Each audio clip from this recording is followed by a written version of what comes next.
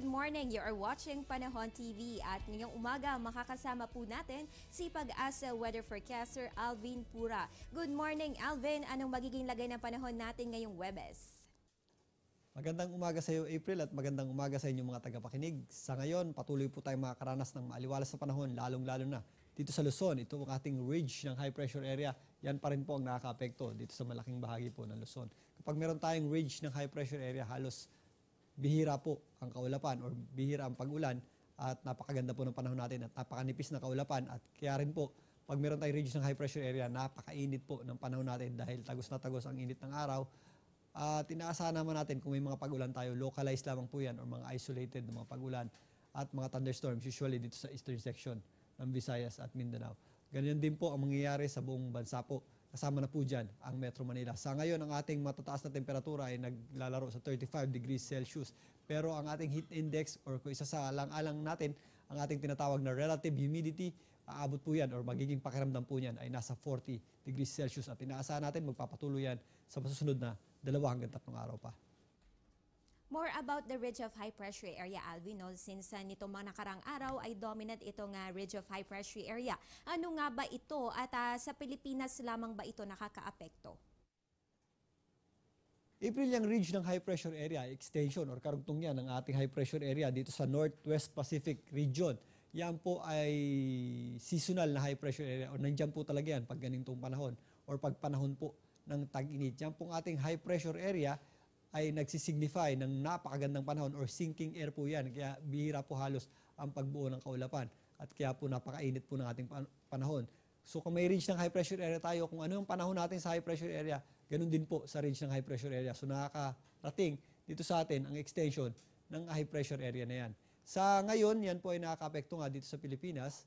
Yung ating main or yung ating mother na high pressure area ay hindi naman po umaabot dito sa ating bansa. Usually nasa mid-latitude po yan. At yung mga arid regions, yung mga tuyong lugar, kagaya ng Sahara Desert, at yun dyan sa area ng Siberia, yan po usually yung ating pinanggagalingan ng mga malalaking high pressure area. Kaya po halos tuyo or disyerto po ang mga lugar na yan. At ganun din po sa area ng Siberia, kaya rin po napakalamig or napakaganda ng panahon natin dyan.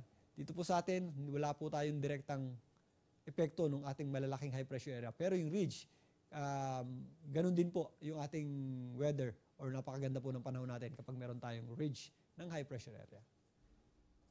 Sa iba pang impormasyon kahapon, nagdaos ng press conference ang Pag-asa hinggil sa bagong o modified public storm warning signals ng ahensya. Ano nga detalye natin tungkol dito?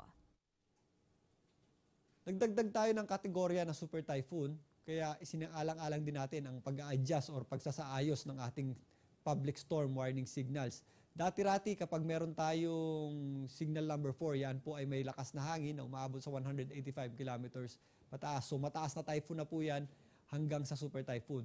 Pero ngayon, since meron tayong super typhoon category, para ma-emphasize po ang lakas nito na nasa 220 kilometers per hour, nagdagdag din po tayo ng ating public storm warning signals. Sa ngayon, ang ating public storm warning signal number 1, ay meron tayong lakas na inaasahan na hangin na nasa 30 hanggang 60 kilometers per hour at yan po ay maaaring dumating sa susunod na 36 hours mula sa pagtaas ng ating public storm warning signal.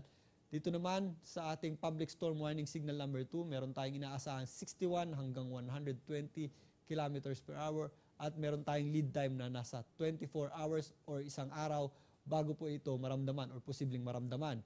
Meron naman tayong inaasahang 121 kilometers per hour hanggang 170 kilometers per hour. Diyan po yan sa public storm warning signal number 3 at nasa 18 hours naman po ang ating lead time diyan sa ating signal number 3. Para naman sa signal number 4 or sa panibagong bracket or sa kategorya ng signal number 4, yan po ay nasa 171 kilometers per hour hanggang 220 kilometers per hour na merong lead time na kalahating araw or nasa 12 hours. Yan po ay medyo malakas ng bagyo or meron tayong inaasahang heavy to very heavy damage. At yan nga po yung ating public storm warning signal number 5 upang ma-emphasize ang lakas ng bagyo ng ating super typhoon. Kapag meron tayong super typhoon, automatic po yan, meron tayong signal number 5.